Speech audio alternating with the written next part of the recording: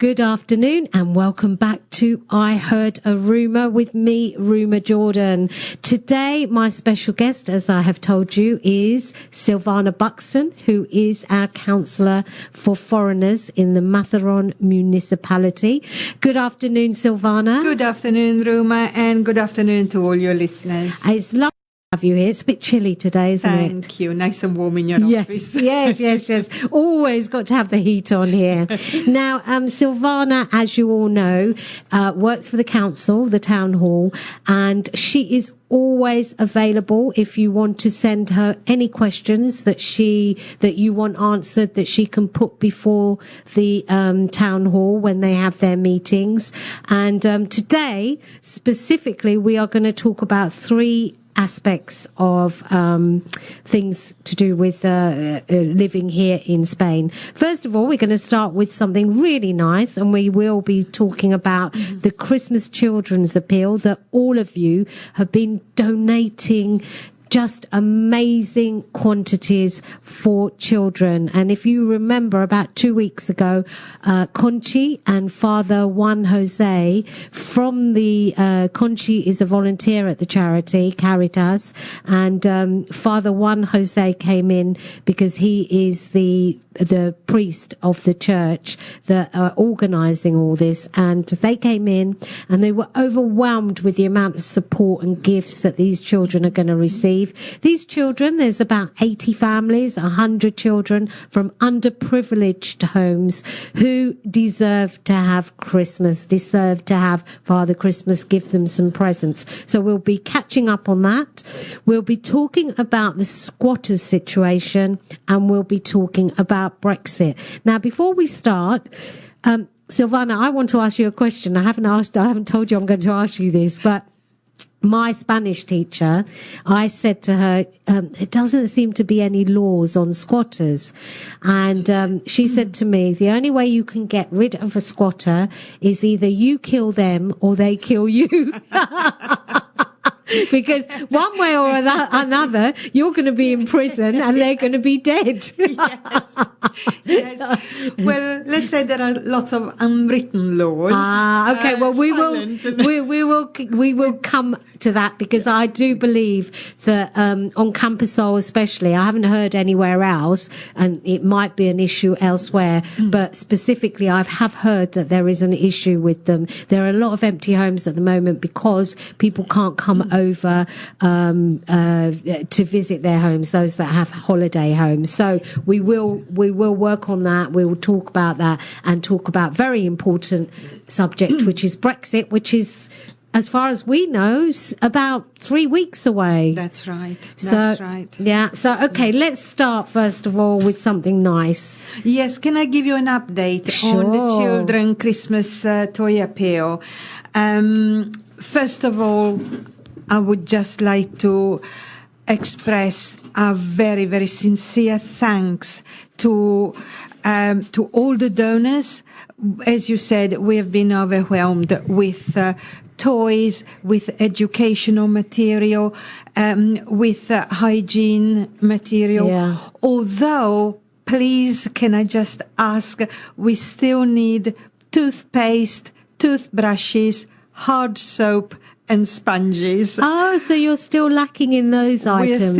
We are only collecting for a few more days, only until Friday. So say that again. Toothpaste, toothbrush, hard soap, and sponges. Right. 4 items that we really need to, if anybody was thinking, yes, and even if you weren't thinking, have a think now. Yes. And yes, these are for some underprivileged children's toothpaste, toothbrush, hard soap, and sponges. Yes. We have, obviously, we have been working really flat out because we have been making our own toiletry bags from curtains, shower curtains, would you believe it? But they're absolutely beautiful. And, and our ladies in Camposol, they've been actually making, we call them Christmas bags. Yeah. Because so that in them we can have lots of little packets Oh, of toys. so they Everything can wrapped have, up, every gift is wrapped up. And the children can just pull things out and unwrap their presents. Oh. But we are still lacking on those four little things. Okay. But really, our most sincere thanks. I mean, we don't know how to express our gratitude for, the enormous amount of toys and things that we've got. Yeah. Books and educational material in general. And really, we're just overwhelmed.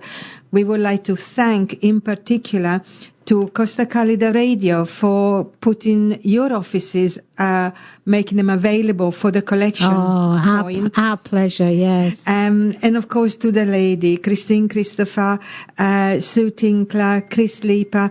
They are the organizers, they are the workers, and they all have their own little groups of people. Yeah. Some are sort of avid knitters, some, are collecting things, and it's just amazing. No, it's fantastic. The social club, the social center at the moment looks like as if a bomb's hit. It's like a Christmas grotto. It is, yes. And the beautiful thing is that this morning we had a visit from Father Juanjo and one of his helpers, so that they could actually see what we call work in progress. Fantastic. And obviously we will do the presentation for them on the 16th of December. Yeah. And we are so sorry about this COVID situation where you can only have a very limited number of people. So it will just have to be, we'll make do with, he'll be there, he'll be with his video camera because they've got a very active Facebook page.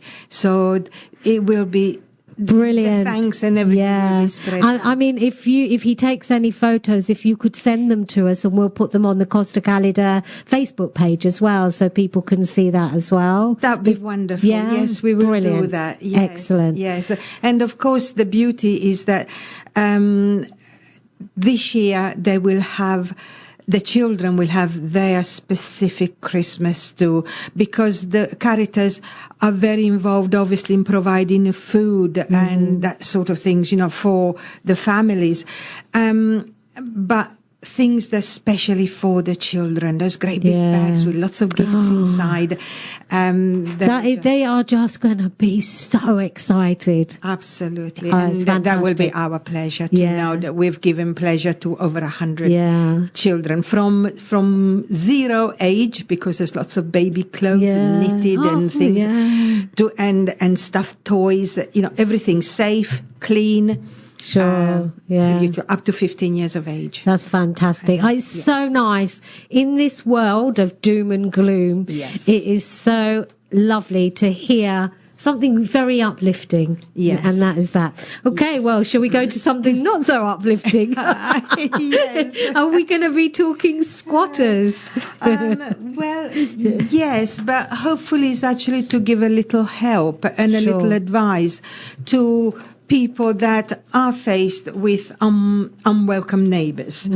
As you said, we do have quite a lot of abandoned properties and uninhabited properties because of people that normally have it as a holiday home, but they haven't been able to come over, etc.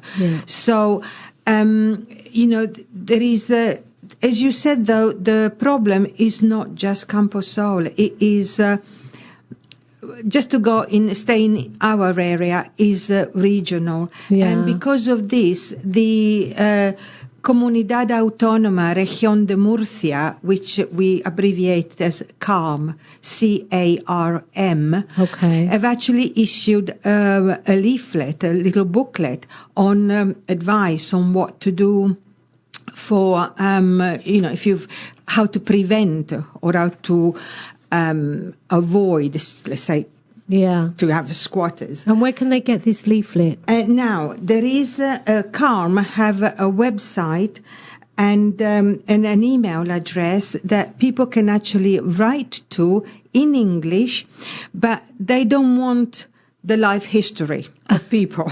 They just want, we have squatters in the name of the road, the number of the house, the sector number, which helps a lot, Camposol, Mazaron, and CARM will then pass the information to the security forces. Okay. Whether it be the police or the Guardia Civil, they will deal with it. Sorry, CARM, what does CARM stand for? Comunidad Autónoma Región de Murcia. Okay, and what sort of entity are they? Do they work with the town hall? Or Oh, no, they are the regional government. they're regional government. That's good to know. Yeah. They are the regional regional government. Which includes the health, the employment, the legal departments. It's just the gap, because we are autonomous communities. Yes. And each community, we call it communities, comunidades. Yes. We have our own government. Yes. And that is government, the government of the region of Murcia. So when they receive the road number, the house number, the sector, and the address, Camposol, Mazaron. Just put Camposol, Mazaron. Then what can they do? Well, send it to Alerto Cupa. I spell it. Yes, please. A. Yeah. L for London. E. R. T. O. K. U. P. A. at CARM, CARM, .es. .es. Now, so this is like you've got squatters, or you think there's people living illegally, and you fill out that, you write that information, you send it to this email address, and then what happens?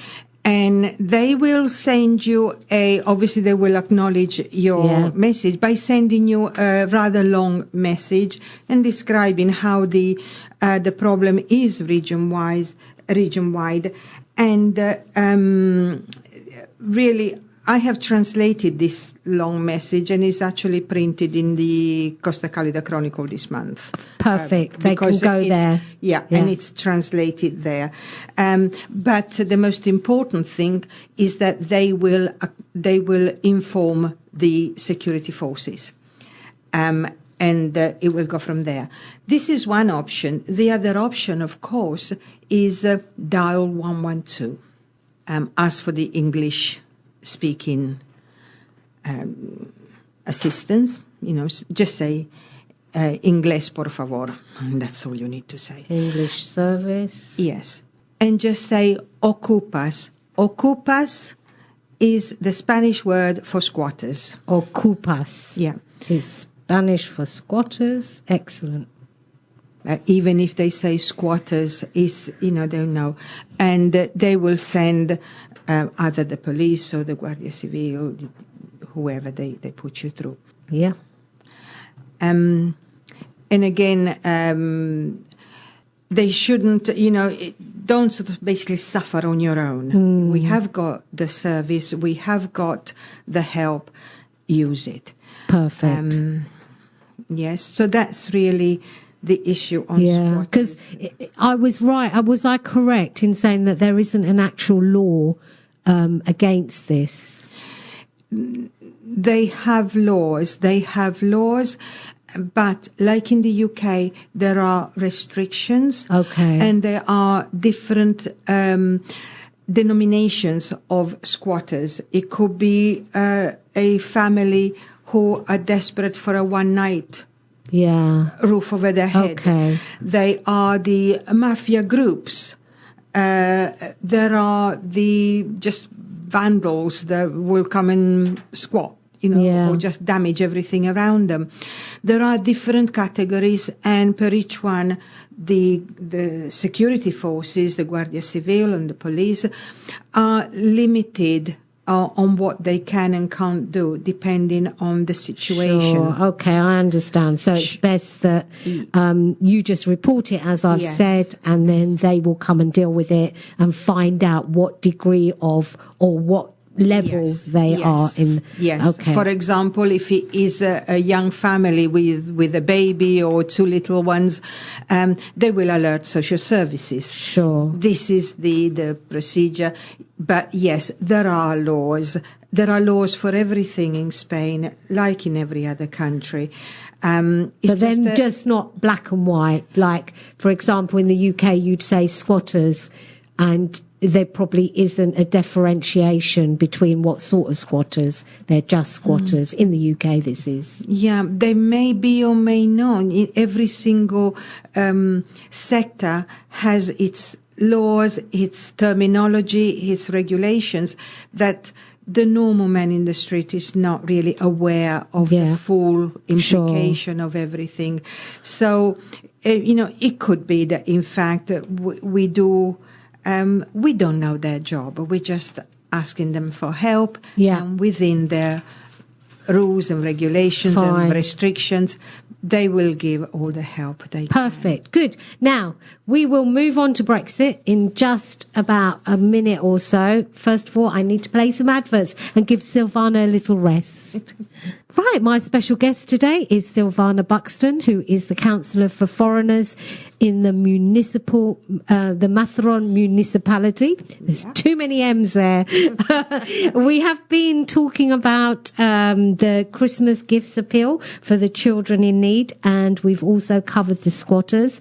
And the squatters information, I will make sure that we put it on the Costa Calida Facebook page so that you know exactly what to do if you're worried that you have squatters near or around your home. Now we are going to get on to something very important, and that is Brexit, because Brexit, as far as we know, is less than about 3 weeks away, isn't it? That's right, yes. End of December? Yep, 30th of December. Yeah. So now, what do we need to know? Because obviously people who live in Spain have to follow some stricter guidelines than before, when the UK were, or we are still in the European Union, but come 31st, Britain won't be in the European Union. That's right. And first of all, I would mention that all residents should have received a letter from the UK government, or should receive it within, in the next week or so, and which is addressed to people personally. My husband had one, I had one, and it's the heading is UK transition period, and it's a message from UK nationals living in Spain. So this letter should have gone out to everybody, or everybody should receive one. It actually, briefly, it describes the action that we need to take. They say that the period, the transition period, ends on the 31st of December. And the withdrawal agreement, though, protects our rights to continue to live, work and study in Spain as a UK national. But so long as we follow the steps and the rules, the new rules that are going to come into place. First of all, we must register for residency.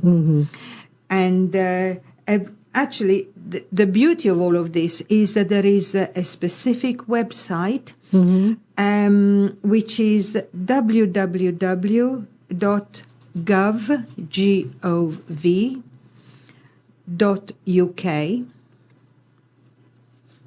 Yeah. /transition. Okay. And another one is again gov.uk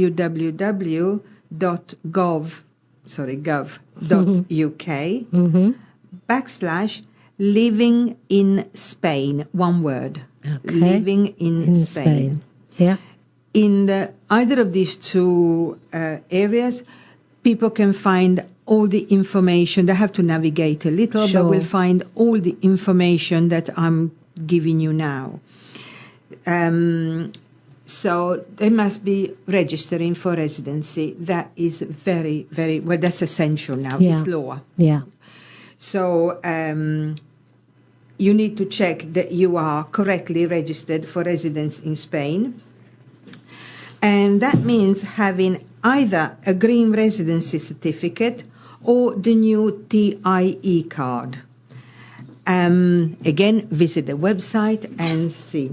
The green registration residency certificate can be either, it's a little like a credit card size. That's right, yes. We've Somebody got one. still have the A4 sheet. That is valid. You have just to have proof of your residency. Sure.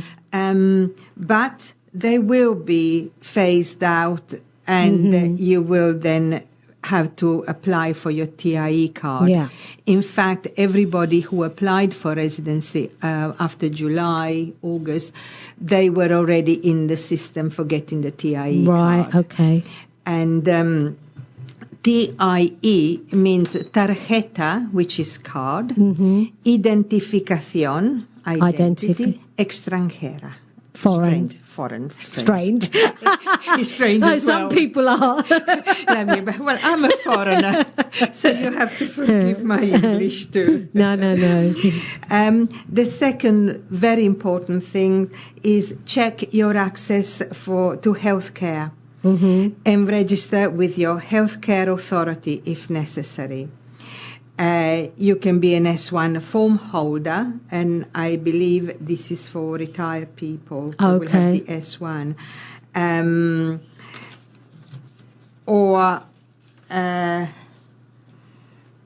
Or really, if you are still working, if you're still working, it shouldn't be a problem because you'll automatically get on the system for healthcare. And when you first take out residency, one of the criteria for taking out residency is that you must have private healthcare if you're not working here. Yes, if you're not working and not retired, that's right. then you must prove that obviously you can. You can have the necessary means, like money, to pay for everything you need. Yes. So there are the various instances you can be living and working, you can be living and not working, you can be retired. So all these different options. Different criteria that you need, that you can find out by going to these places. Yes, but if you just go on the Living in Spain website, and then you'll have to navigate through, there will be all the answers there. But these are the most important points. Residency, healthcare, then, of course, UK driving license. You should exchange your UK driving license for a Spanish one before the 31st of December. Okay. This is not going to be possible simply for the large amount of residents that have got to change their driving license. But so long as the process has initiated, you've got to get into the system to do your application form. Again, go in the UK Living in Spain website, and it will tell you all about your driving license, how to. Can you clear something up, because a lot of people I've heard rumours that if you don't get your driving license changed in time or in the system for the process of changing, that you will have to redo a driving test, and it's in Spanish in Spain. That may very well be the case. Oh, wow. I think so, yes. I prefer to direct people to the website and find out there how to get it done. Yes. And maybe get if you haven't done it yet, get on the website and start the process now, because as long as you start the process before the end of December, you will be okay, because you'll be in the system. If you have to wait, it doesn't matter that you're waiting for your new driving license to come through, because I guess one of the reasons also is because of COVID and the lockdown and everything. Lots of things are late. Yes, yes. And for this, in a way, the cloud, the silver lining in the cloud, is that there is a slight extension to various things simply because of COVID. Right. So, but let's not think of extensions. Let's do it, and let's do it as quickly as the application can be done very quickly. If we don't know how to do it, may I mention there are a lot of so-called assessorias, consultancy offices, that if you go, and they will help you, they'll do it. And there are lots of translators out there whose jobs it is. I know that we went through one who helped us do it, everything. Yes. And she was great because she took the pain away, basically. Yes, they know the procedure. Like we know our job better. Absolutely. And let's use the professionals. Sure. There is also, of course, the British Consulate in Alicante they will be there to help. And there is also the IOM organization. The lady came in here. That's right, the International Organization for Migrants. And there they've got an email address which people can write to, make an appointment, whatever. We, as you know, we have the lady and her colleague coming to the social center at set dates but obviously people can only see them via appointment that they can make through me. I know you've been doing that in December, haven't you? Yes. Are there still appointments available now? In December we have a couple of 2 or 3 spaces that 2 or 3 slots, and we may actually be arranging for them to come in January and February. Fantastic. If, more help is needed. And now, if somebody's listening now and they're thinking, because the lady, it was Barbara, wasn't it? Barbara, yes. Yeah, from the IOM, their services are free. Yes. And I think what she was saying when she was on the show was something very valuable in the way that they can help people. So if somebody wants to get an appointment, would it be through your email address? Yes, to make an appointment, Silvana EB at mazaron.es. Right, perfect. And I will make them an appointment. And of course, the availability of Barbara and her colleague will be very flexible depending on the times, Yeah. So we can arrange for people to be seen if they need help. Some friends of ours were listening when Barbara was on the show here. Yes. And they actually booked an appointment and they came along and they said she was fabulous, sorted it all out, and they're all sorted now. Yes, so it's great. Yes, there are no, let's say, handouts, but an enormous amount of information and assistance in actually doing your own things yourself. Because obviously we're all adults, we've got to take the responsibility for what we're doing, but there is a lot of help out there. Good. So we're not alone in this. Good, thank you. So really is residency, healthcare, and driving license and passport. Tell us about passport.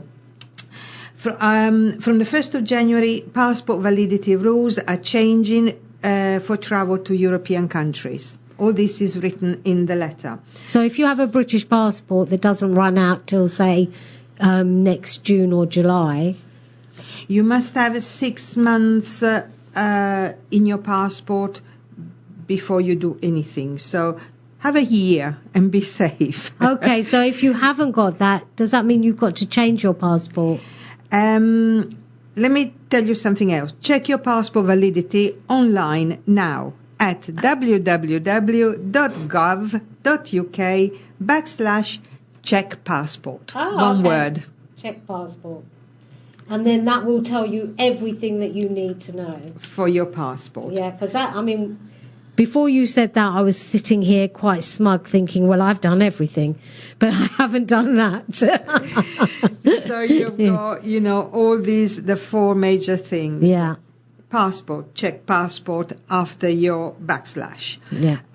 For your driving license, / living in Spain. for your healthcare, /healthcare dot in Spain. Okay. That's for your health. And they're all prefixed by www.gov.uk. Exactly. And again, for a residency, living in Spain. So go into your /living in Spain, and there will be a lot of information. Yeah. So let's not panic. If we don't get the letter, everything is there. Everything's there anyway, Yes. because I don't think we've received a letter.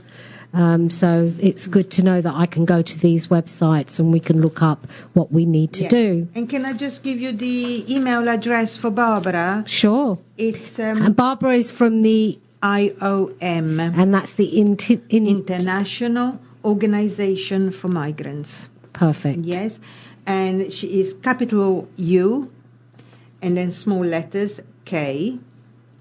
Nationals. SP. So you've got nationals, plural, plus another S and P.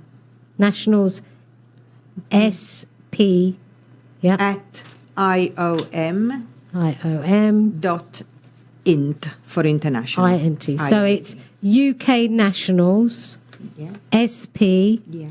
at IOM.int. INT. Yes. And So so- make sure that you got those two S's. Plural Yes, of nationals. internationals and SP. Yes. Yeah. So there's no dot between UK and nationals. It's just No. UK nationals. SP. Perfect. Okay, and that's Barbara from the International Office of Migrants, and she helps. The whole department is there free of charge to help you navigate through the whole system of changing your documents, etc., for when Brexit happens. Yes. So really, we have a website, we have people, and you've got me, unfortunately. Of course, we always have Silvana. Anyone who has any questions to ask Silvana, it's Silvana ES. EB. Oh, sorry. I was trying to avoid. Silvana EB at mazaron.es. Yeah. And that's for any other questions that you may have, or any questions that that this interview might have thrown up for you. Yes, and of course, for making appointments with Barbara. Oh Drop me yes, an email. and yes, that's true. Very important. If you do want to see Barbara from the International Office of Migrants, you need to do it.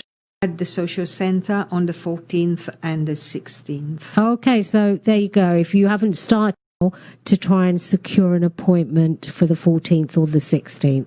That's right. Perfect. Have we covered everything now, Silvana, or is there anything left? Everything we had planned for today, if I can just mention for next time, possibly in the new year, I will help the listeners to navigate their Aqualia invoices so that they know what they're being charged. Oh, that's another thing. I'm glad you brought that up, because I've had quite a few people say to me, I mean, one lady who I know very well, she lives on her own and her bill is 800 and something euros. Yes. I have had quite a few problems. We've asked for an investigation, but the reply as so far has come back with really Aqualia are a business that charges for water usage. If your meter records that the water has been used, that's really how far Aqualia goes. So we have a responsibility to ourselves to check our meter, make sure that it doesn't sort of doesn't whiz. What about if there's a leak? I mean, who's paying? Your meter will record it. Will go. But then you shouldn't have to pay for that if there's a leak, should you? It depends where the leak is. Okay. Yes. If anything from your wall, from your gate or your wall towards your home, it's your responsibility. Anything in the road in the infrastructure, then it's Aqualia. But there are unfortunately issues that that can be identified straight away if you keep an eye on your meter, and also find your way around the invoice and see if there is a charge, a big charge, where does it come from? Yeah. And if you can then express to Aqualia, this is where I have there is a discrepancy. Yeah. Then it makes it easier for them to investigate, maybe. Yes. And it's also easier for you to identify, if there is a problem. Yeah. Before the problem becomes so big that then becomes I think unmanageable. this time, though, this has caught a lot of people unawares. And it just seems to me that because there are so many people, it kind of does, it rings like there's something a bit more going on. Because if it was a couple of houses, you'd say, oh, maybe they've got a leak or maybe they've had excessive water use. But it seems like there's a lot of people. There has been quite a lot of people. Not as many as we think. If you think, I don't know, 100 in 4,500, throughout the municipality, then it is not enormous. But for those 100 people, it's very important. Yeah, absolutely. Yes. Okay. So we will talk about that. But for the moment, and of course, if you find that there is something wrong with your bill, don't wait 6 months. Do it straight away. Yes. Yeah. And how can they do that? By contacting Aqualia or by contacting you? No, ideally, they should, because I cannot solve the problem. Sure. But Aqualia, the office in Mazaron, really, they should go with an interpreter. Right. Because, these are delicate issues that need to be clear. Right. Okay. Good. Yeah. Okay. And anything else, Silvana? At the moment, no. I think your listeners are saying, when is she going away? Well, we have gone way over time, but in this instance, I think it's not so important because it's important information that people need to know about. So I would like to say thank you for coming in. But thank you for the opportunity, and thanks to your listeners for listening. Well, and also I wish you and your family, and I'm sure all of our listeners do, wish you and your family a very happy Christmas and New Year as well. And in Spanish we say igualmente. Gracias. The same to you. To all Thank of you. Thank you.